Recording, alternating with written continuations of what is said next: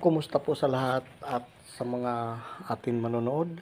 Magandang araw po sa atin muli pagbabalik sa treasure hunting markers. Dito naman tayo sa isang malaking sapa or creek na ito ang nakita natin na may butas na malaki na para siyang naka-hold na kamay. Ang tinutukoy po nito ay isang tubigan or pools. Bago tayo magpapatuloy, shoutout po sa lahat ng mga subscribers, viewers. Sana nasa mabuti po kayong kalagayan. Dito sa isang lugar, kung makikita natin yung marker sa una, ang tinutukoy po doon ay pools under yung cave. Kung makikita natin, ito ay tama doon sa ating nakita na mayroon cave na itong una doon na holes, ang kahulugan ay isa possible nga isa itong treasure marker o gawa ng mga Japanese noong World War II. Kung makikita natin itong mga bato, ito ay mga liguan or paliguan or pinagkukunan ng tubig sa mga residente, ay may kakaiba na mga bato na ating ngayon makikita. Ngunit ito yung sinasabi kong cave under sa pools. Ito yung nandoon na marker sa una, ngunit mayroon malaking kahoy na may butas sa puno. Ayon sa ating pananaliksik dito sa residente, ito ay pinupuntahan ng mga treasure hunter at marami po nagpupunta dito sa lugar na ito at pinagbibiyak po itong mga bato. Ang di lang natin alam kung may nakuha sila. Ang iba po dito ay mga dayuhan daw, sabi ng mga ating pinagtatanungan. Kung makikita natin itong mga bato, ito lalo na itong square, doon ang pinapahiwatig sa unang markers ay treasure under cave. Kaya under ito na square, buenas ito kung may laman mga ka-discover. Meron siya triangle at saka may pot marker sa side. Nga, pag malaki ang tubig dito, ayon sa residente o naglalaba o kumukuha ng inumin, ngayon maliit ang tubig, ay nakalubog po ito lahat na markers. Ngayon ay atin natsambahan nga maliit ang tubig at mainit sa isang lugar, ay ito ay lumiit ang kanyang flowing ng tubig. Kung makikita natin ito, dito daw biniyak ng mga treasure hunter yung itong portion. Ngunit ang di nila napansin itong marker, sekreto or letter J, ang ibig po sabihin nito ay facade or cave under the mountain o sa baba daw kuno ng bundok ang target. Ayan, papasok. Ang ibig sabihin ng markers po na parang letter J na parang baba. So doon sa unahan, pag rumaragasa ang tubig ay nakalubog po ito. Ngunit atin ngayon nakita, natsambahan natin na ito ay may sekreto underwater markers, mga ka-discover. So dito ang tinuturo sa bato, itong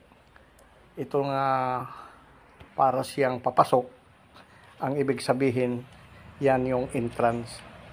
Dito daw, pinagbabasag daw ng mga mga bato sa mga treasure hunter, ay di lang natin alam kung nakuhaan. Ito yung counter na butas nga in water cave, nakaharap diyan sa letter J or markers na foot of the mountain. Dito sa pools na ito pataas at continuous yung flowing ng tubig, ito mayroon dito triangulation object na squid or pusit na shape na bato. Nga ang ibig po sabihin dito ay hanapin po yung triangulation object number 3 to the right spot, 5 meters distance. Hanapin daw yung tatlong itong butas, hanapin yung tatlong object, bato man siya or kahoy, basta naka-triangulation. To the right spot, kung makikita natin ito, mayroon holes, ay ang tinuturo dito ay sa unahan, right direction.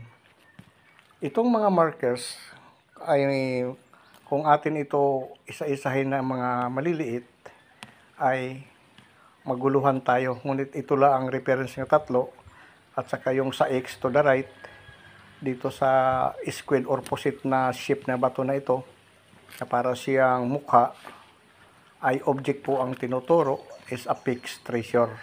Itong letters. Ito, 5 meters, hanapin doon sa unahan yung puno ng kahoy or ano pa naman itong mga object. Dito, kung makikita natin pataas, dahil hindi malaki ang tubig, ay sa unahan mayroon dito puno ng kahoy nga ito ang tinuturo na spot, mga ka-discover. Ayan yung triangles na hindi na holes, kundi mayroon holes dito sa puno.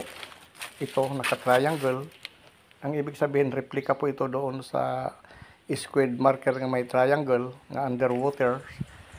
Dito sa puno sa left side, mga ka-discover, ito yung counter niya na 3 butas na naman.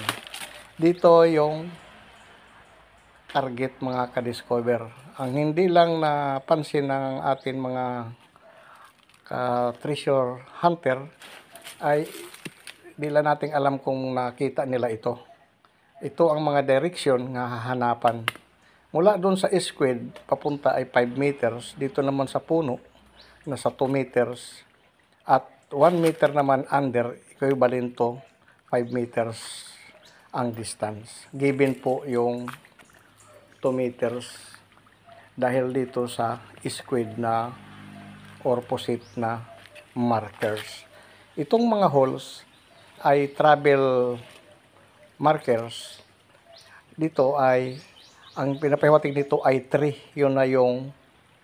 Ito na yung naka-triangle doon sa counter sa puno ng kahoy. Pag squid, mga ka-discover, ay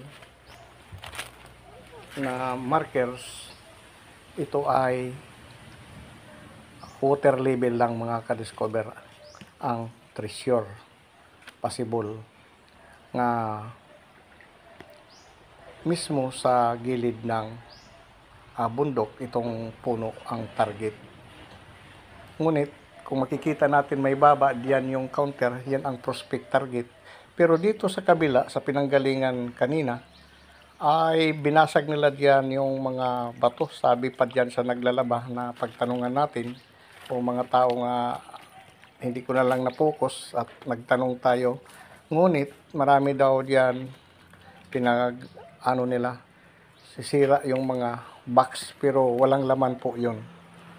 Sana ay babalikan nila kung papayag dito yung residente, dahil nga ay parang pinagbawalan sila. Ngunit nandiyan na po, dapat magpaalam. So ito yung mga markers nga nakikita natin, ayan, nga may holes, spot underneath, malapit lang dito. Doon sa puno ng kahoy ang target, yung counter niya. Dito sa markers na ito ay iba pa yung palito na para maligaw, pero napakalapit lang po dito ang sinasabing deposit. Hindi lang po nag-iisa, kundi mayroon 2 to 3 target. Ang di lang natin alam kung mayroon sila nakuha doon sa pagbasag ng mga box na yun. So ito lang ngayon ang ating nakita, at maraming salamat po sa panonood, at sa susunod naman muli na atin makikita at paglalakbay. Maraming